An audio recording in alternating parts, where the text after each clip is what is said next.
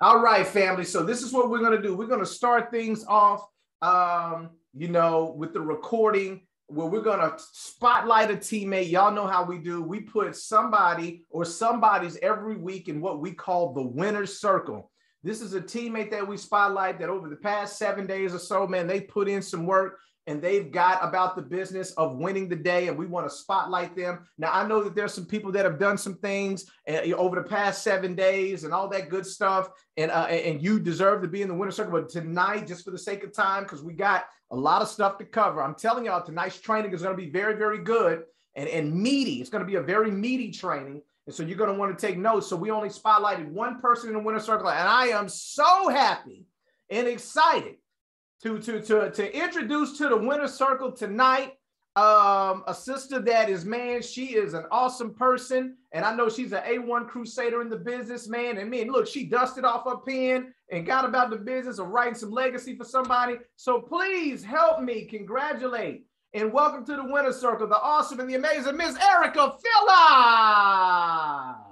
Oh my goodness. Come on with it, guys. Whoa, whoa, whoa, whoa. Okay, Erica. Hey, everybody. Hello, Erica. Awesome. Well, I call her E Money. I know we got a C Money, but she is the E Money.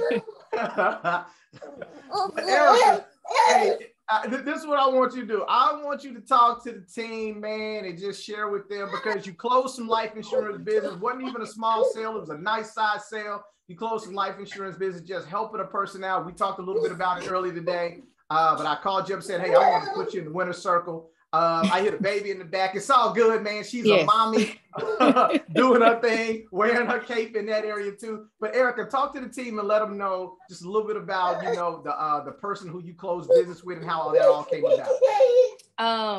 So hey everybody, and actually thank you guys so much. And I actually was talking to Justin as well. So I do want to give shout out to Justin and Brittany, Super J and Brittany Hall. For being amazing at, pushing and motivating as well. And so just a little bit is like, I know, for older people, you guys know I've been here for a minute and I've just kind of been, in the back stagnant, but I did kind of let them know that, I have been, frustrated with my job and all that good old type of stuff. And so it's been on my mind heavily to like, okay, you really got to get at this and you got to do what you got to do to move forward.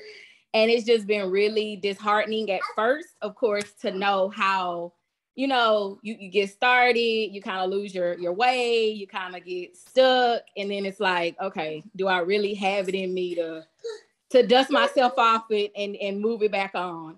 And I just thank Brittany and Justin for, letting me know that, yep, you really got it. You can do it. And so, and Nick, I do want to thank you as well, especially for the new, information that you've given, about, going through our phones.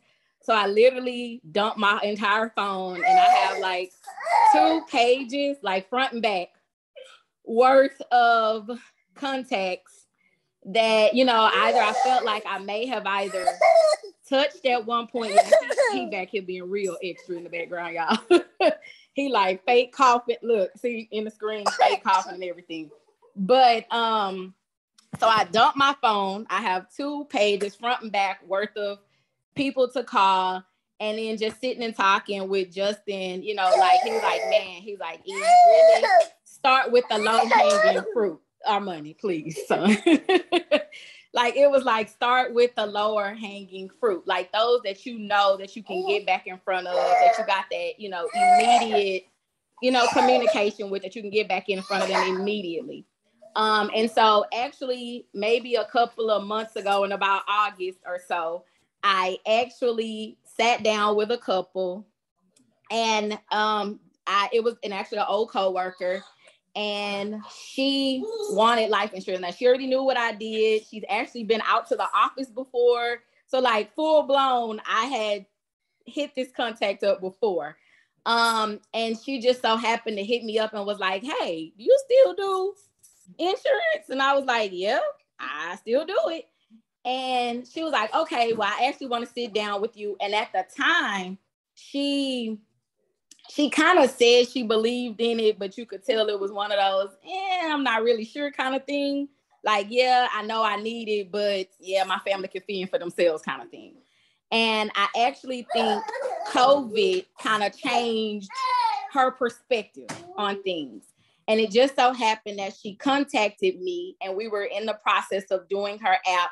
And as I opened up the app, Primerica's app literally says, if a person has had COVID in the last 30 to 90 days, that you must mark yes for the respiratory issues. And when I said that, she kind of immediately like bucked her eyes and she was like, well, they wouldn't know though, right? And I was like, yes, they're going to pull your medical history. And if you've gone anywhere to be tested, they will be able to see that and that will be a falsification.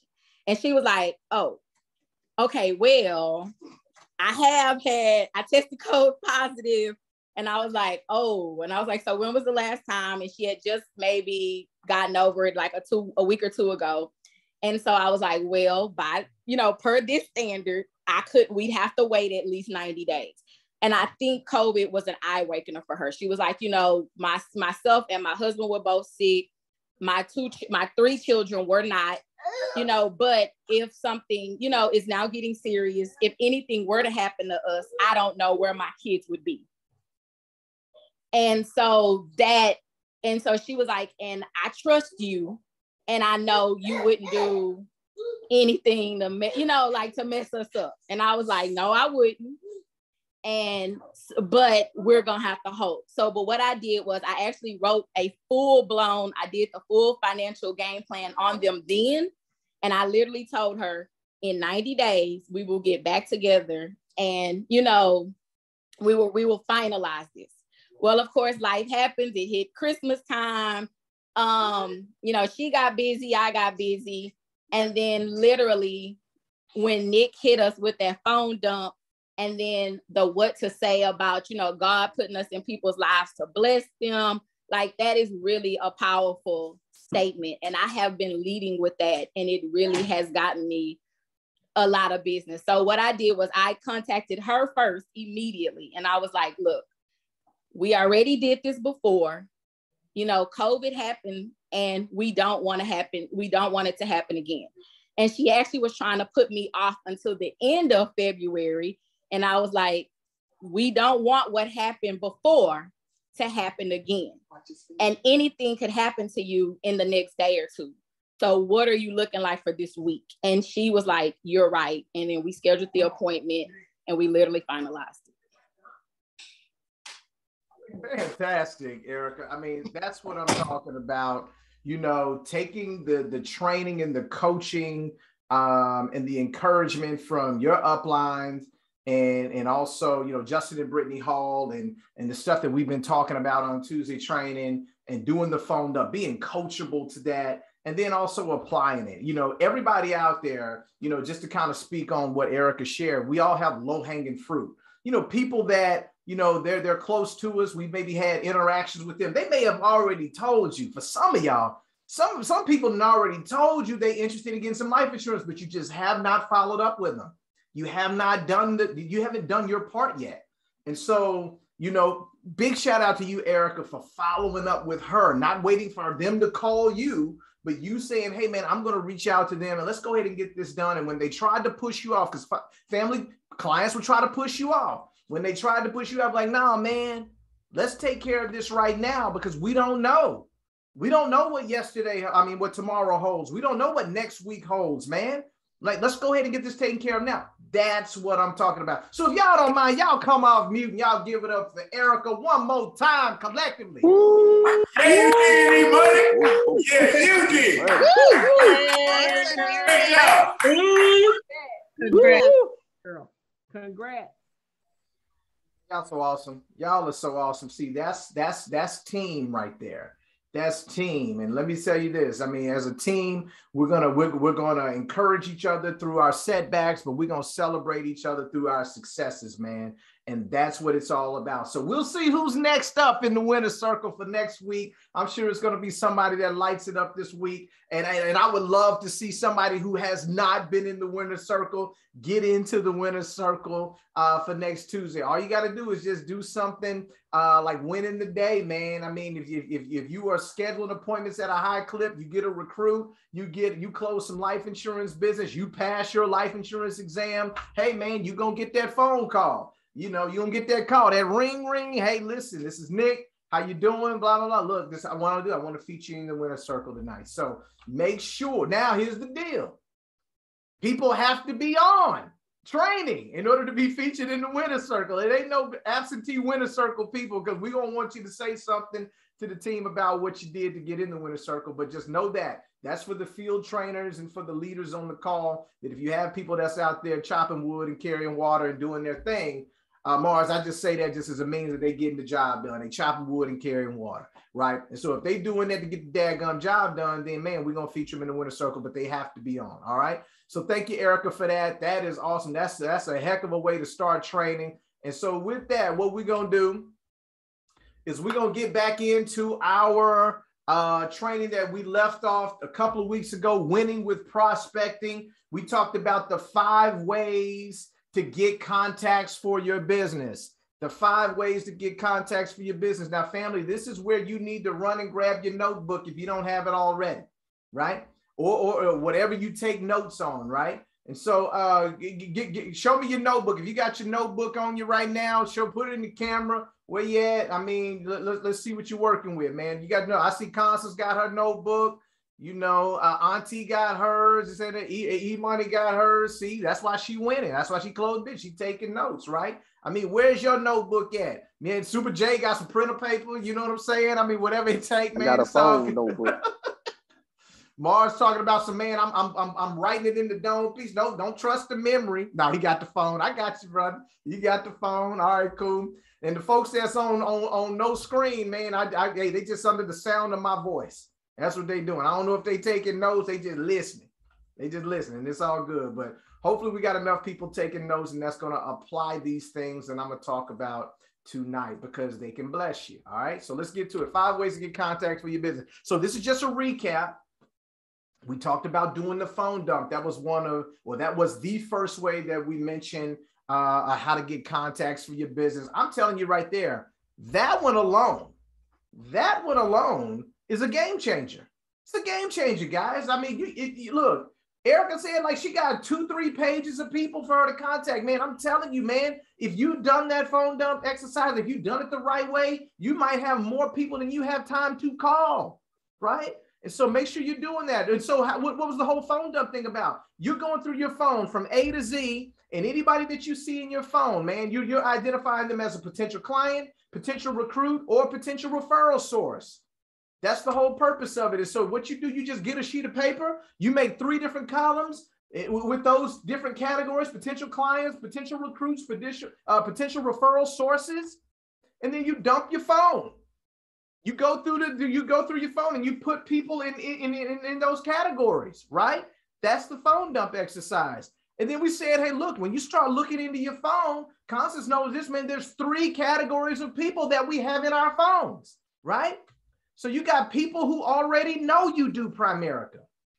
They're in your phone, right? You got people who don't know you do Primerica. They have no clue that you do Primerica. Some of these people you used to work with a long time ago, man, they still think that you at Jack in the Box. You're like, man, I ain't been in Jack in the Box since I was in college. Like, they still think you over there. They still think that they still thinking that you're working at the 2 schools ago. You ain't even at them schools anymore. You done left a school and you done left another school. Now you at a new school, right? They don't know. They don't know. Somebody might think that you still staying home with mom. Like, they don't know where you at. Right there in your phone, no. And so these are people who don't know you do Primerica, right? I was joking with the RVP team, man. I was like, I mean, we had a meeting with Andre and Benicia, you know, doing the RVP leadership meeting. We do that twice a month. And I was sharing this information with them saying, hey, this is what we've been talking about. And I was like, man, there are probably people in y'all's phone that think y'all still on y'all last job. I said, Benicia, there's people that probably still think that you with the district. She was like, Nick, you sure right. We was in this group and somebody started asking me questions about the classroom and everybody was like, huh?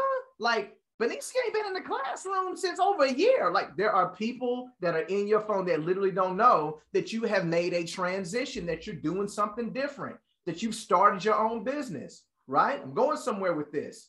And last but not least, there are people in your phone that you don't remember who the heck they are. You don't remember them at all. They're in your phone, though. You see that name and you're like, who is Jordan Niles? Who is that? You have no clue who they are, but they're in your phone. At some point, you went through the process, nobody else, you went through the process of putting that person's name and phone number in your phone, right? They're in there, right? And they're not in there by an accident. They're in there, look, for a reason. And what you do is you call them, any one of these people that fit in, in either one of these categories. Erica mentioned it. You call them and say, hey, look, man, you catch up with them. Hey, may I speak to Jordan? Yeah, hey, Jordan, this is Nick Bracey, this, that, and the other, blah, blah, blah. I don't know if you remember me now, man. I saw your name in my phone.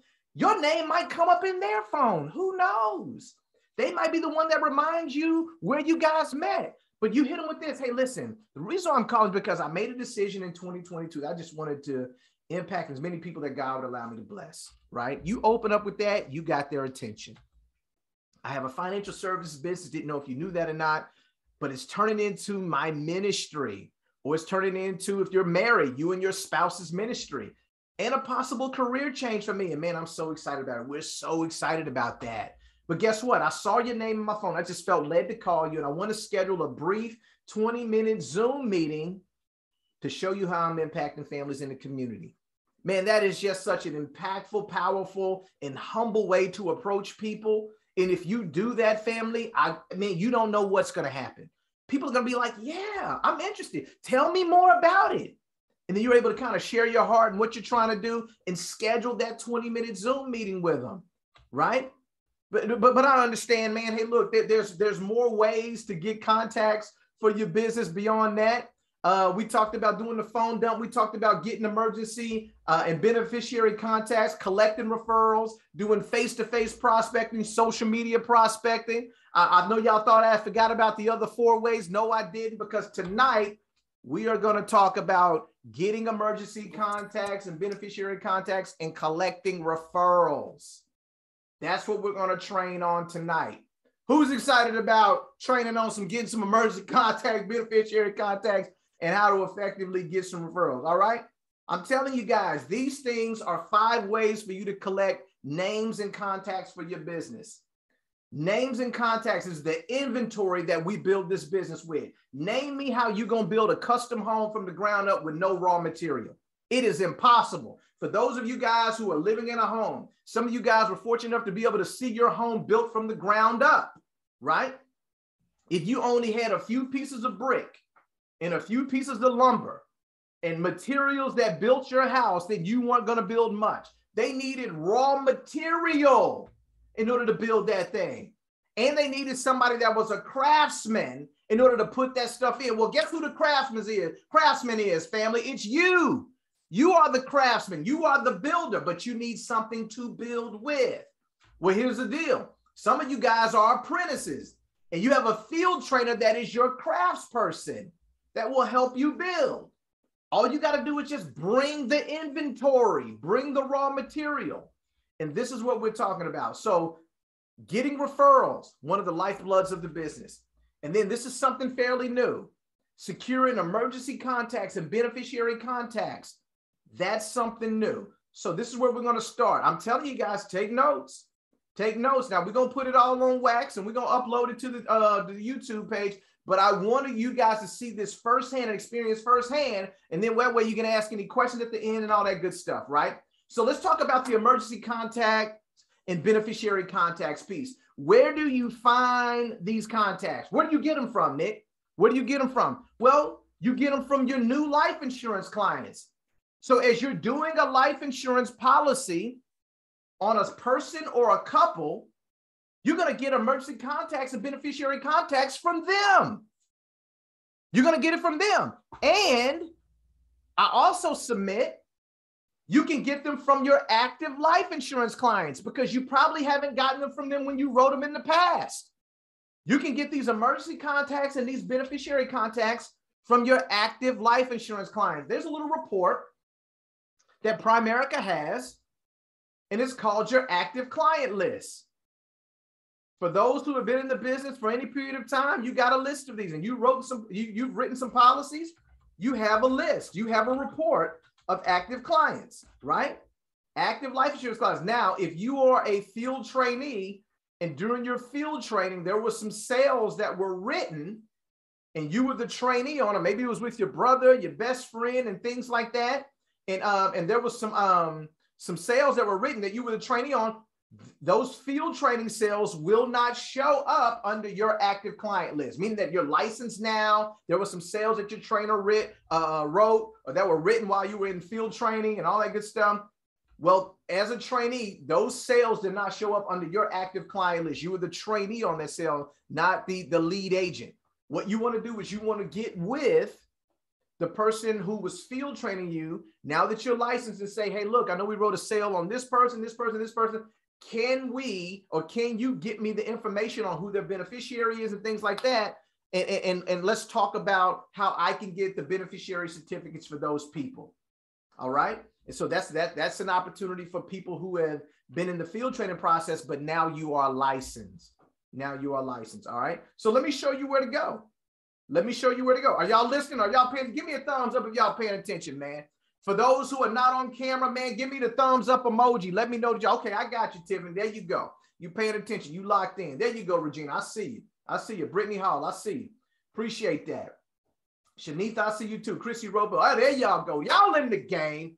Y'all in the game. There you go. I appreciate that. I definitely appreciate JP. Soul Brother, man. He got the Soul Brother thumbs on there. That's what I'm talking about. And so here we go. All right. So this is where you go. So this is where you go on Primerica Online. So when you log into POL, you go into My POL. Under Client Tools, there's a report that says Active Life Clients. Guys, those are all of your active life insurance policies that you have written. You go under there, and I promise you, you look under that report to see all your active life clients. And then what you got to do is you got to take those names, and then you got to go to Virtual Base Shop. And you go to Virtual Base Shop, and you're able to pull up that client's life app in Virtual Base Shop. And in that life app, you can see who is this client's beneficiary. Did they name a contingent beneficiary, right? If they didn't, guys, there's opportunities that are out there. Because if they did not name a contingent beneficiary, they need to have one. Maybe you suggested they provide one, but they said, hey, I don't know who I want to put as my contingent beneficiary. They didn't know at the time. Now it's time to follow up with them and say, hey, we need to add that person to the mix. And I know for a fact that they haven't given you any emergency contacts for those policies. So that's what you do. You go to your active clients list, you see who all's active, and then you go to Virtual Base Shop to pull up that client's information and their life app and see who's listed as beneficiary, contingent beneficiary, and all that good stuff. And that's how you work it. That's where you start, right? So let's get back to it. That's where you find the contacts, right? Review the life apps from active clients in Virtual Base Shop, right? And then how many contacts should you get? This is a question that comes up, man. How many contacts should you get, right? I'm glad you asked. Well, this is how many contacts you should be getting. For a married client that you have, husband and wife, married client, you should be getting about 3 to 5 emergency contacts and beneficiary contacts. What does that mean? If you can get 1 contingent beneficiary for each spouse, that's 2. And if you can get 2 emergency contacts for each spouse, that makes 5, 6, right? And so that's what you're looking for. But sometimes clients might have the same people as their emergency contacts, or they might have the same people as the beneficiary, contingent beneficiary. You just never know. But for a married couple, you should get about anywhere from 3 to 5 or 6 emergency contacts and beneficiary contacts. 1 contingent beneficiary for each spouse, and then 2 emergency contacts for each spouse. That's what you should be doing. And then for a single client, you should be getting a contact for the beneficiary, right? Because they're single, so you should get a beneficiary certificate. You should get another beneficiary certificate for whoever the contingent beneficiary is, and then you should get 2 emergency contacts. So you're going to get anywhere from about 3 to 4 or 5, right, of these people. But at minimum 3 to 5 for the married clients and minimum 3 for the single clients, right? That should be your goal. That should be your aim, right? And so that's what you should be striving for and aiming for.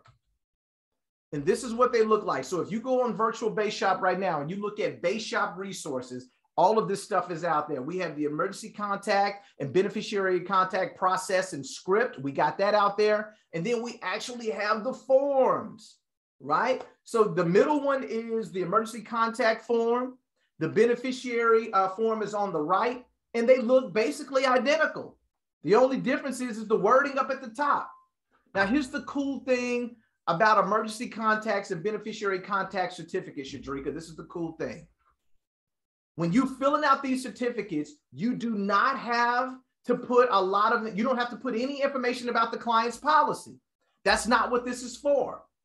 The purpose of the emergency contact and the beneficiary contact certificate is that if, God forbid, something happens to the person who has the policy, God forbid something happens, then these people will have a sheet that has your contact information on it and the home office contact information on it, and they can get the claims process started. The worst thing to have happen is for a loved one to pass away and the family don't know they have a policy. That's the worst thing that can happen. That is one of the most stressful things that can happen, especially if there are kids involved. And then there's this rumor floating around. I thought they had insurance, and people are tearing up the house. They looking for it. They can't find it. The stuff they find it ain't enforced no more. Do they have a policy anywhere? To cut out on all of that nonsense, there could be people that step forward and say, yes, they have a policy, and I'm an emergency contact for it. I am a beneficiary contact for it. And I have the agent's information right here, or the home office information right here, and I know who to call to get the claims process started. That's the purpose of these certificates. And that's what you're communicating to the person who's insured. That's what you're communicating to the person that's insured, right? And so let's talk about it, that process. Is everybody still with me? Give me a thumbs up if you're still with me, because I know I'm unpacking. I'm going to be unpacking a lot of information. I need you to hang with me, right? And so this is how the process works. Let's go through it, right? And so after you finish getting the Life app into the system and you've hit submit and you close business, right? You say, hey, listen, let's just say that your client, her name is Angelica, right? You say, hey, Angelica, there is one thing that I definitely want. I appreciate you for going ahead and going through the process of getting your life insurance in place. I think that you put a foundational piece in place to make your financial house stronger. But there's one important thing that I need to talk to you about. Did you know that one of the biggest challenges, then you go through this script is out there on Virtual Base Shop. It's in Virtual Base Shop. It says, hey, did you know that one of the biggest challenges that we face in the life insurance industry, or the life insurance industry faces, that when people pass away, their family don't even know they have a policy. And so what that does, that creates millions of dollars in unclaimed death benefits. Did you know that? And people would be like, man, I can imagine. I bet it is, right? You say, well, as a safeguard against that, what we've done is we've created a process for that. So what we want to do is we want you to identify 2 to 3 people that can be emergency contacts for your policy, right? And also we want to do something for the, so you can use this for the beneficiary too. You can say, hey, look, we want you to identify, 2 to 3 people that can be emergency contacts for your policy. We're going to give each of them an emergency contact certificate that has our contact information on it. This way, if God forbid anything ever happened to you, your family would, or your friends, they wouldn't have to stress on trying to locate your policy. Your emergency contacts will use this information on the certificate to immediately contact me or our home office to get the claims process started. Now, the people that you choose to be your emergency contact They need to be responsible and trustworthy. And I always throw in there people who don't be changing their phone number all the time, right? Who are the people that come to mind that you feel that are trustworthy and responsible that you would consider to be an emergency contact for your policy, right? And you wait for their answer. And then you say, well, listen, we also want to provide each of your beneficiaries or your contingent beneficiaries a beneficiary contact, a beneficiary certificate. It also has the same pertinent information that will allow us to immediately contact me or our home office in the event that something happened to you. So what you're doing by telling them that, you will get no resistance. You will get no resistance. Nobody's going to sit up and argue and debate with you about, I don't know if I'm going to give you the contact. No, because when you say, listen, one of the biggest challenges facing us in the insurance industry is that people will pass away and the family don't even know they got a policy. So there are millions of unclaimed death benefits that are out there. And in order to be able to circumvent that, in order to safeguard against that, we got a process that's going to help that out. So what we want you to do is we want you to identify a few people. We want you to identify about 2 to 3 emergency contacts. What is emergency contact? These are people, and you go through the script. And these people need to be trustworthy and responsible.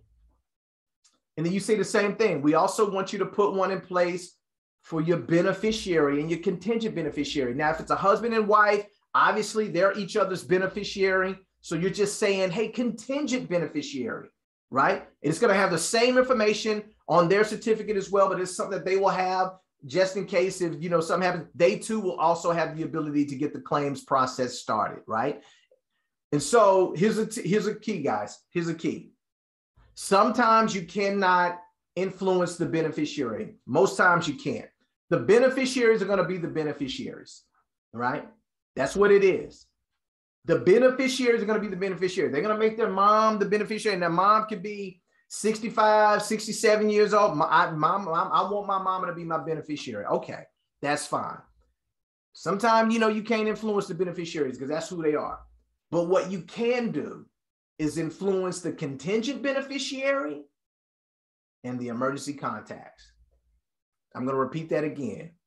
You can help a client. You can steer the client towards choosing the contingent beneficiary and the emergency contact. Look, if mom is 67, 68 years old, and the person that you're doing a policy on is 40, right? And they just dead set on mom being the beneficiary. I get it, right? What are you going to be sharing with the client about the contingent beneficiary? Somebody give me some feedback. What's going to be your talk to the client about who they need to choose as their contingent beneficiary? Somebody give it to me. Either it's going to be their kids or it's going to be a brother or sister. It's going to be a brother or sister. It's going to be a brother or sister or somebody like that, another adult, maybe not as old as mom. I don't want to say old, maybe not as seasoned as mom, right? Somebody that has some more youth on their side. Are y'all with me, right? Because ideally, mom might go before them and she's the beneficiary. So now you want to put a contingent beneficiary in place that's going to be younger than mom. So that's you influencing that. And you share that with the client. You share that with the client. Sometimes kids may not be old enough to be beneficiaries or contingent beneficiaries. Listen to me, guys. If that client's child is not age 18 or older, do not dare put the child as the beneficiary. I'm going to repeat that. If a person's child is not age 18 or older, do not put the child as the beneficiary.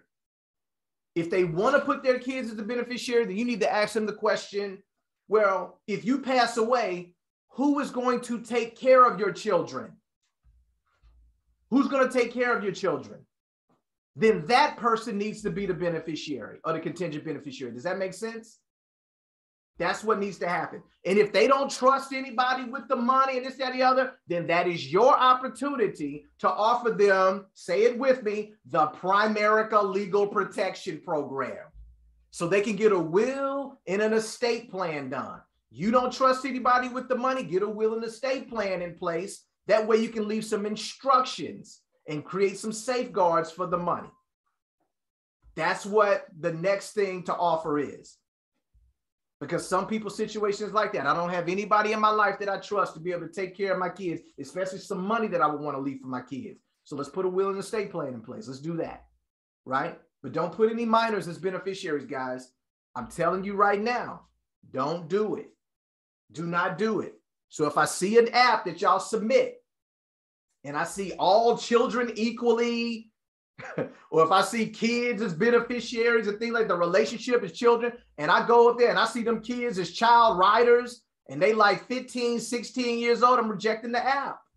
Don't do it because it creates such a daggum hassle for the money to be received. The kids got to be 18 years old or older. They got to be that, especially in Texas. For all of my Texas teammates, Texas has laws that if you leave money to a minor that is over $25,000, it is an utter nightmare to get that money. It's dang near impossible to get the money. The money has to go into a custodial account that's governed by the state. All this is the craziest crap. Don't do that to those people. Don't do it. We've learned the hard way. Personally, we've learned the hard way. Don't do that, especially for my Texas teammates. It's not a fun process. Shadrika said Louisiana as well. It is not a fun process. It's not a fun process. And I know that that is not what the people who left the money behind ideally wanted. All right. And so just putting that out there. And so you're going to, I'm gonna put the script back up. This is the script. After you've closed the Life app, you say, man, I appreciate you for your business and being able to put the foundational piece in place for building your financial house. But there's something serious that I want to talk to you about. Did you know that one of the biggest challenges the insurance industry faces is that when people pass away, their family don't even know they got a policy. And this has created millions of dollars in unclaimed death benefits. Man, isn't that crazy? And they be like, yeah, that's wild. Like, so in order for us to safeguard against this, we want you to identify a couple of people. We want you to identify probably about 2, maybe 3 people to be emergency contacts for your policy. And this is what we're going to do. We're going to give each of those emergency contacts a certificate that has our contact information on it. And this way, if God forbid anything ever happened to you, your family would have less stress in trying to locate your policy. Your emergency contact will use the information on the certificate to immediately contact me, because it'll have my contact information, or our home office to get the claims process started. Because the last thing you want is to have your family just searching for a policy, right? They're calling around. Did they have a policy, trying to tear your house up to find your policy? See, the people you choose to be your emergency contact, they don't just need to be anybody. JB, they need to be responsible, stable, trustworthy people.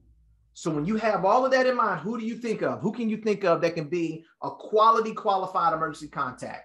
That's how you ask for the emergency contacts. Give me a thumbs up if that sounds easy enough. All we got to do, family, is ask. If we ask that way, they're going to give them. They're going to be like, my sister. Okay, what's your sister's name? Okay, tell me about your sister. Well, she's married. And see, y'all been trying to get the sister number as a referral. They ain't gave it to you. But when you talk about, hey, I need some emergency contacts, if you pass away, man, they giving your sister, boom. They giving the sister, boom. Hey, my cousin. They said, okay, great. We got your cousin down. She's married. She's a nurse. Her husband's an engineer. Great. I mean, we got them down. Okay, give me one more. Okay, one more. And they're going to give you 3 quality emergency contacts.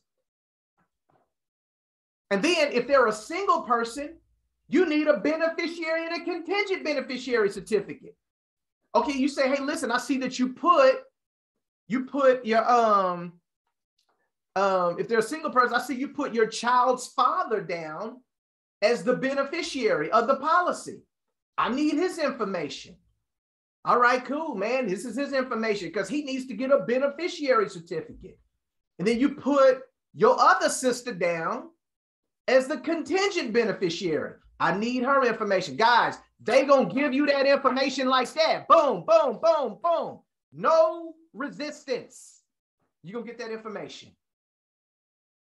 You're gonna get the information. And then once you've got it, what do you do with it?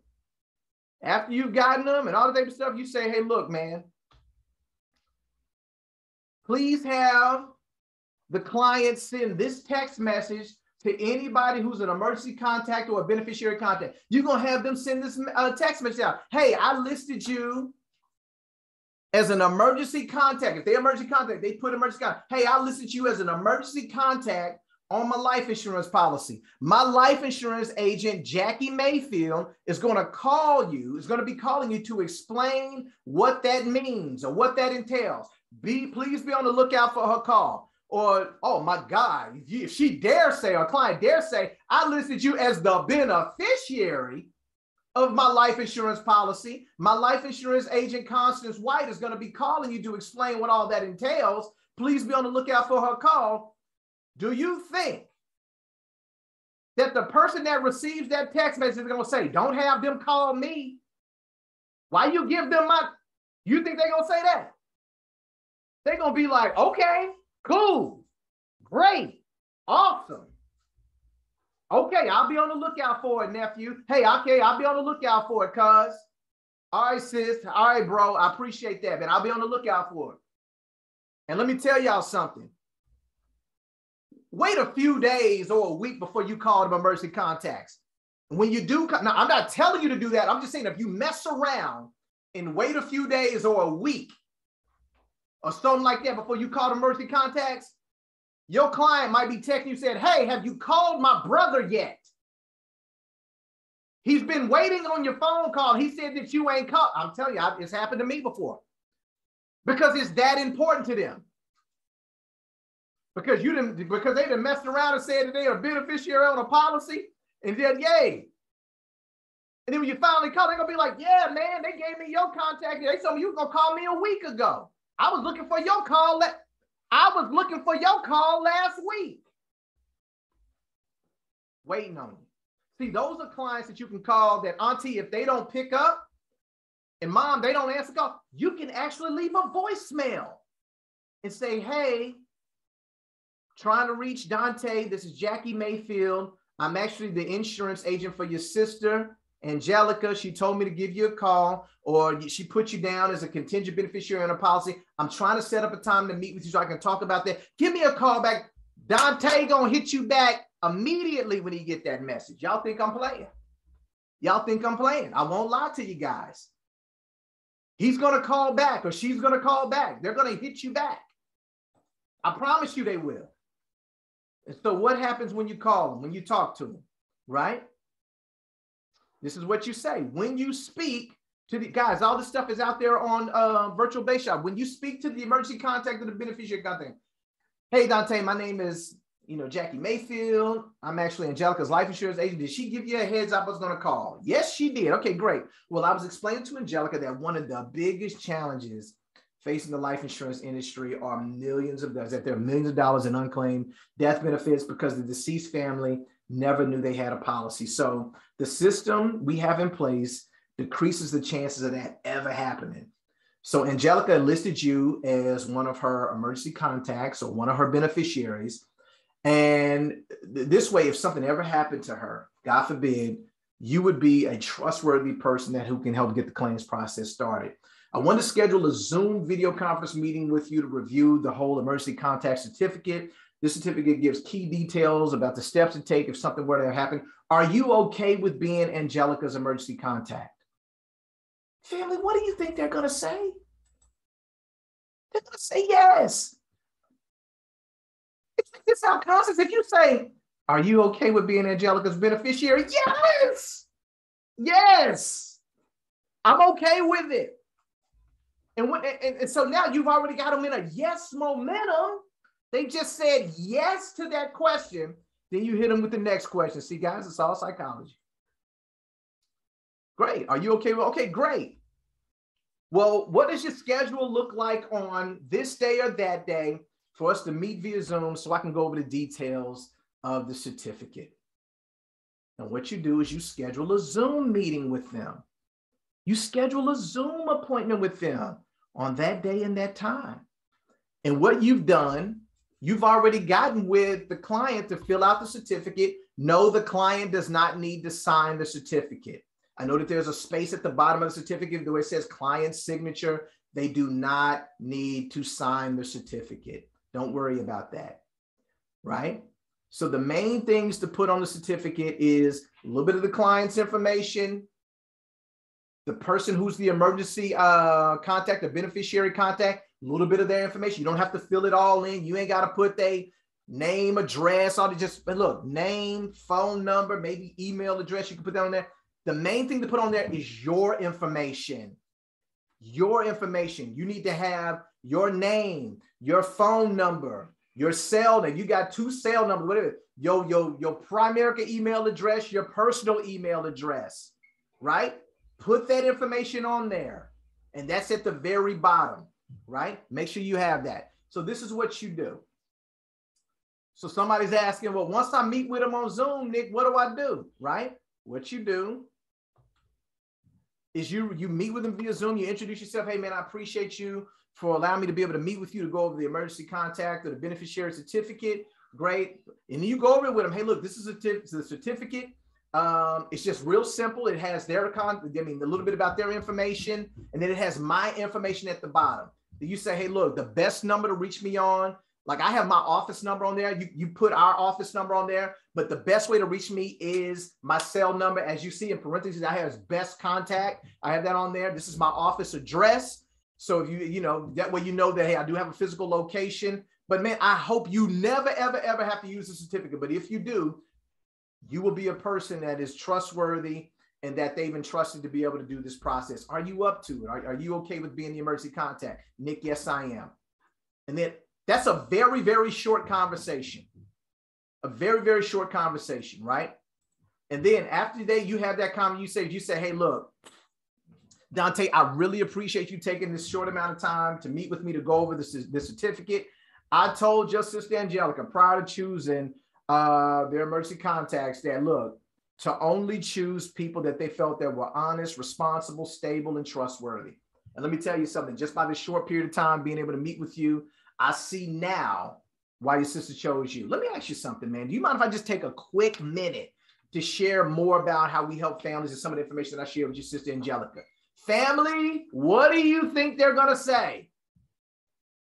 Yeah, that's cool, man. Talk to me. What you got? And then you go through the who we are, what we do. A very short version of the who we are, what we do. Don't be trying to recruit them. Don't go into the play. See, some of y'all thinking like, I'm going to go into the play.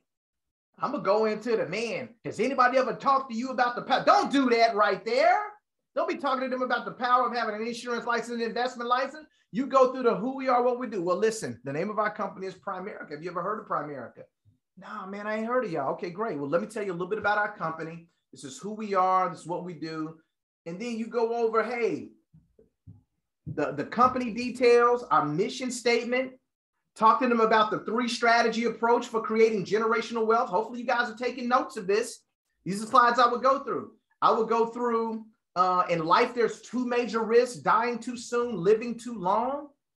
And after I go through that slide, I jump down to what we feel most people don't plan to fail. They just simply fail to plan.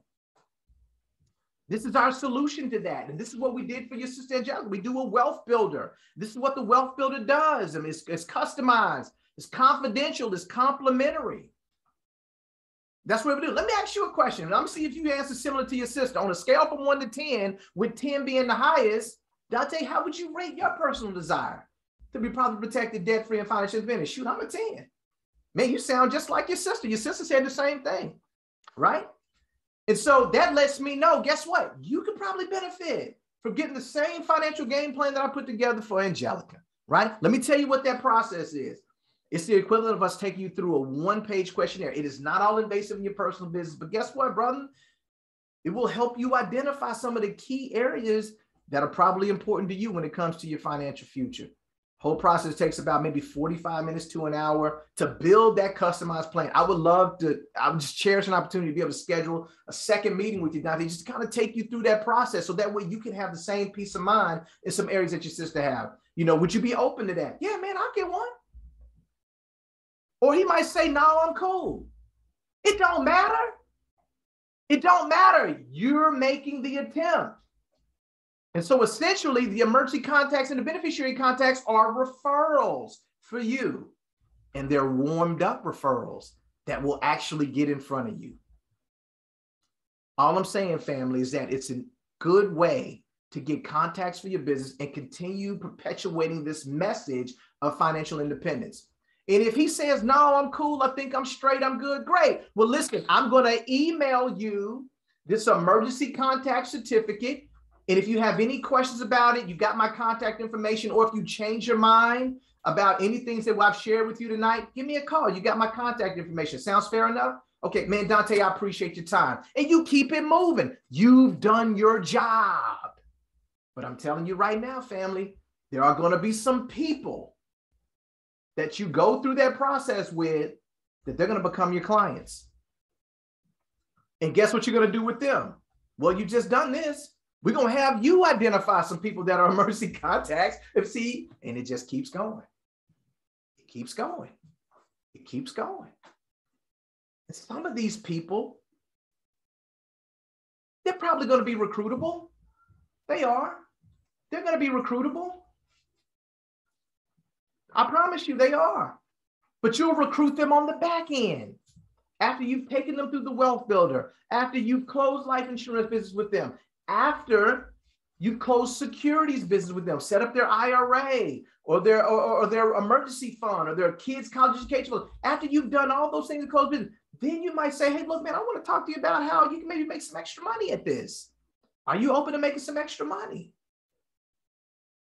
Then you talk to them about that. Any questions about the emergency contact, beneficiary contact process? Anybody have any questions about that? I think I laid that out pretty straightforward, but any questions about it? Awesome. All right, fantastic.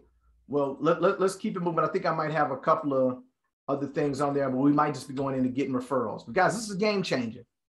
You can start this right now. For some of you guys who have existing clients, active clients that you do not have beneficiary certificates or anything like that, you can start this process right now, right? So now let's talk about getting referrals. This is thorough right here. This is just you getting referrals. This is I'll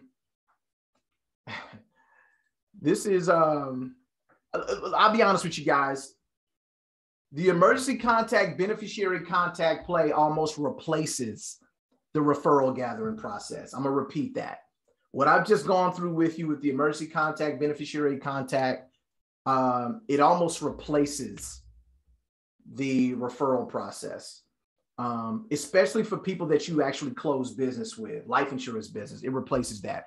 But you can use this process with people who you just meet with, and for whatever reason, you know, they don't want to get a wealth builder. They don't close life insurance business with you. They just may be people that you contact and you're trying to get referrals with them, right? And so one thing that I want to talk about is that when it comes to getting referrals, you only get what you negotiate. You only get what you negotiate, man. You only get what you negotiate. And so one of the things that is built into the process is negotiating referrals. You only get what you negotiate, right? And so during the warm-up part of the winning presentation, you're negotiating referrals. Throughout the who we are, what we do, getting commitments part of the winning presentation, you negotiating referrals. At the end of the who we are, what we do, getting commitments, you make it part of the winning presentation. You getting before you begin taking a client through a wealth builder, man, you negotiating referrals, you negotiating that stuff. All these things, there are push point places where you are negotiating referrals. When you're getting referrals, let's say you do that warm up. And the warm up part of the presentation is when you say, hey, listen, you know, we appreciate you for being able to meet with us. Our company's experienced a tremendous amount of success. Looking for people who want to make more money, more freedom. How does more money, more freedom sound? Oh, it sounds good. Okay, great. Well, hopefully this is an opportunity for you. But if it's not, hey, listen, I understand it's not for everybody. I've been doing this long enough to know it's not for everybody. But hopefully you find enough value that you might see some things that you're interested in as a client. Worst case scenario, hopefully you feel comfortable at least being a referral source. Does that sound fair enough? Is that or is that not written in our transcript? That's written in our transcript, right? That is a negotiation taking place. You just asked a pre-closed question. That's a negotiation. Hey, worst case scenario, are you okay with giving referrals? And what does 99.5% of the people say at that point? What do they say? Yes. But what do they mean? No. Y'all know what I'm talking about. They'll tell you, yeah, that's cool. Yeah, that's fine. But when it comes down to actually give referrals, whoa, wait a minute. Hold on a second now. Hold on a second. I know I said that, but I didn't really mean that. Y'all know, hey, I'm telling y'all how people are. They say things that they don't necessarily mean. They say it because they feel that it sounds good and they're supposed to say it in that moment. They say it, but they don't necessarily mean it. Now, what we're going to talk about is how can we get those two things to line up when they say something that they actually mean it, or we help them mean it. All right. We got to help them along the way. And so getting referrals, right? And so we go through the presentation and all that good stuff, who we are, what we do, getting commitments and things like that. And then we schedule the wealth builder and date of time to do that. So let's just say you schedule somebody's wealth builder. You do that, right? See, schedule a day and time for the wealth builder. Let the client know what information you'll need before, you meet with them to do their wealth builder. And then say this. This is the next part of the negotiation. You've gotten them to schedule a day and a time to do the wealth builder. Then you say this: our only fee for service. I know this sounds familiar to the field trainers, especially. Hey, Mr. and Mrs. Client, our only fee for service are referrals of people that you know that can benefit from getting the same information. We don't do any cold calling and knocking on strangers' doors. We find that referrals from credible people, a credible person like yourself, is the best way to connect with people. Again, do you have any challenge giving referrals? That's a negotiation. That's a question. And what do 99.5% of the people say at that point? No, I ain't got no problem giving referrals. No, that's cool. So they say that they're okay with giving referrals, but what do they really mean? I ain't trying to give you nothing. I don't know about that. I don't know. See, they say it, but they don't mean it. I'm trying to help somebody out. Now, here's the deal. That's not everybody. I'm not going to put that out in the atmosphere and say everybody is like that. That's not everybody. Because some people say it and they mean it. They say, yeah, I'll give you some referrals. And man, they'll mess around and break their phone open right then and be like, bruh, you need to call my cousin, my sister, my brother, and blah, blah, blah. Yeah, because they say it and they mean it. Not everybody's like that though, family. I just don't want you to get caught off guard by the people who say it and don't mean it. Well, Nick said that if I negotiate them on the front end, that they should give me referrals. I followed all the steps, and this person's still buck dancing on whether they're going to give me referrals. I'm coming to you. I got you. Because it happens to me too. What I'm about to talk about, it happens to me too, right? And what I'm about to share with you is the best solution that I have for it. This is the best solution that I have for it. I'm not saying that it's 100% foolproof, but it's the best that I got, family. It's the best that I got, all right? And so let's talk more about it. So they say they're cool with giving referrals. Okay, great. This is what you say. You still in that conversation. The first thing we'll do before we go through your wealth builder is create a list of about 3 to 5 people that we'll call your love list. Call them your love list. One of the biggest reasons minority families fall below the poverty line is that a breadwinner will pass away with little to no life insurance. Would you agree that that's unfortunate? And they'll say, yeah, man, that's sad. That's unfortunate. Now, this is new, guys. Pay attention to this. This is something new that I'm piloting, but I want to share with you guys. I'm going to repeat that again. In that same conversation, you came off, hey, this is our fee for service. You know, we don't cold call. We find that referrals from credible people is the best way to connect. Do you have any challenge giving referrals? No, I don't, Nick. I don't mind giving referrals. Okay, great. Well, the first thing we'll do before we go through your wealth builder is create a list of about 3 to 5 people. Notice the number of people that I'm talking about, guys. I'm not talking about a list of 10, 20 people. I'm talking about 3 to 5 people. And these 3 to 5 people we'll call your love list. See, one of the biggest reasons minority families fall below the poverty line is that a breadwinner will pass away with little to no life insurance. Would you agree that that's unfortunate? That's a fact, guys. That is a fact. What I just said is a fact. And you ask them, would they agree that it's unfortunate? They'll say, yes, it's unfortunate. Then you say this, well, your love list will be people you know that if you found out that they passed away with no life insurance or not enough life insurance, it would break your heart. It would literally mess you up. So the love list will give us a chance to talk to those people now before the unfortunate happens. Does that sound fair enough?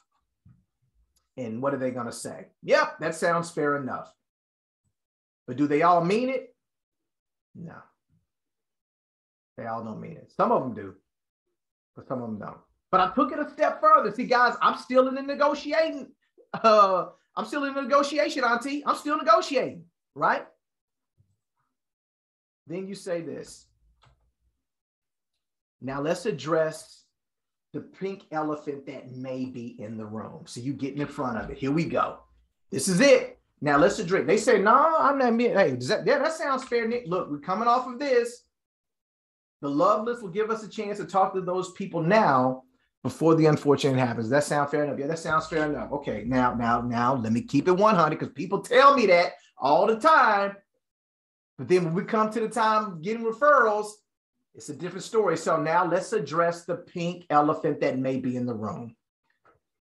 Do you have any feelings of discomfort about giving referrals? Keep it 100 with me. And if people have some discomfort, they should say it right then. Well, I mean, you gonna want their phone number? Like people go ask you weird questions. Like, yes, I'm gonna want their phone number. Now, the people who don't have discomfort, they'll say, no, I'm good. I give you phone. Yeah, I know what this is about. Yeah, I don't have any problem giving referrals. Cool. We don't have to go any further with them. But for the people who may have some discomfort about giving referrals, it'll create a conversation between you guys. Listen to me. This could be a game changer for your business.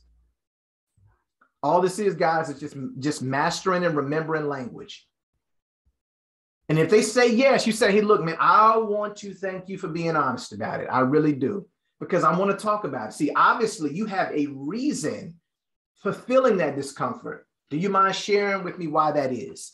See, before you try to overcome an objection, you need to find out what the objection is. So that question of, hey, obviously you have a reason for feeling that way. Do you mind sharing with me why that is? Why are you feeling that discomfort? Obviously, you got a reason for feeling that discomfort. Do you mind sharing with me why that is? Well, and they're going to tell you. They're going to tell you what they feel. And this is what you say. This is what you say. See, you getting in front of the objection, family. You're getting in front of it. You addressing the pink elephant in the room. After the client expresses reasons of discomfort, you let the client know that you understand exactly how they feel and how you get people that feel the same way from time to time. That way, they don't think that they out here being weird. You let them know that, hey, man, I know exactly how you're feeling. I get it. And I get people that feel the same way from time to time. Then you let them know, you let the client know that the hesitation to refer is actually rooted in the fear of giving out a person's personal information to someone, and that's someone being me, who is going to call them and possibly bother them by trying to sell them something. And you don't want to be the person responsible for handing out their number to somebody that's trying to call and bug somebody and sell them something. Or you just don't want to get into people's personal financial business. Does that kind of sound almost right? And I wrote that exactly how I want you to say it. Does that sound almost right? Family, I'll tell you right now, they're going to say, yep, that's it. You're right. Sean, yes, that's pretty much what I'm feeling. And they might add some more stuff to it. And I'm feeling this. And I'm feeling that. See, now you're going to get to the root cause of their discomfort. See, when you ask them to explain why they feel in discomfort, they're going to give you an answer, but it's not their real answer. See, Auntie, when you follow up with this, then you're going to get to the real answer of why they feeling uncomfortable. Because I referred somebody to my brother one time, and he badgered my brother for 3 months, and he would not stop calling. And that's when you're going to get to it. Now, you know what you up against, Tanisha. Now, You can have a real conversation with the client. And this is what you do. Guys, this is the best I got. You ask the client, listen, I get it. Well, let me ask you this. Would you be open to going ahead and making the list of 3 to 5 contacts with me? But before you give me their phone numbers, would you forward a text message to those people on the list and ask them if it's okay for you to share their phone number with me? Now, I don't want you to make the message. I'm going to forward you a message to send to them. I'm going to forward you a message to send to. I don't want you to modify this message. I don't want you to doctor it up. I want you to send it as is. That way, you can get their permission before you refer them. Would you be willing to do that? Let's make the list of people. Let's at least identify them. I can kind of direct you who we're looking for. We'll make the list. You're not giving me their phone number, but I'm going to forward you a text message to send to these 3 to 5 people. And then based on how they feed, how they respond back, if they say, yes, it's okay, then you give me their phone number. Does that sound like that might be something that you're comfortable with? Guys, that's the best I got. That's the best you can do. That's the best you can do.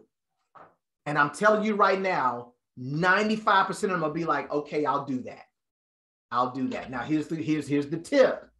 You got to do it then. Right then and there. Don't wait. Don't say, hey, I'm going to send it to you tomorrow. They got to do it right then. They got to do it right then. So you need to have your text message ready. Get your screenshots ready. This is it right here. Text message for cautious client to forward.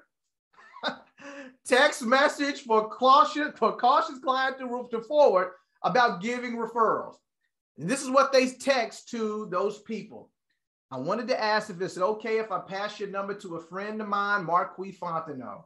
He's with a company that shares some powerful financial concepts with me about creating more wealth. It made me think of you. Please let me know if you're open to take a phone call from him. I think you'll be impressed with the information. It's similar to the referral text, but it's a little bit different with them asking permission. But I guarantee you guys, some of those people are going to be like, yeah, send them to me. Yeah, that's fine. You can pass my number. Because you're still indirectly through the client, you're leaning on their credibility. Hey, is it okay if I pass your number to a friend of who? Mine. Share some powerful financial concepts with me about creating more wealth. It made me think of you. So much in there. So much in there. Let's go back to it. Please let me know if you're open to taking a phone call from him. I think you'll be impressed with the information. So you lean on the client's credibility. And if they send it to a person that they have credibility with, that person's going to say yes. And then they're going to say, yep, my sister said it's okay for you to call them. My best friend say it's okay for you to call them. My cousins say, no, they straight. That's the best I got, y'all. That's it. And guess what? You're probably going to be able to get to the cousin because the cousin probably going to show up as an emergency. See, y'all ain't hearing me. Cousin going to show up as an emergency contact. You still going to be able to get to the cousin because the cousin is the emergency contact. That's it. That's it. The best I got. The best I got. So coming next week, winning with prospecting. We're going to talk about face-to-face prospecting and social media prospecting. And that way we'll wrap up our training on the 5 ways to get contacts in your business. We're going to cover those 2 next week. All right. Are y'all excited, teammates? Y'all good? Awesome. Awesome, awesome, awesome. Well, thank you so much. Now I'm going to go through announcements.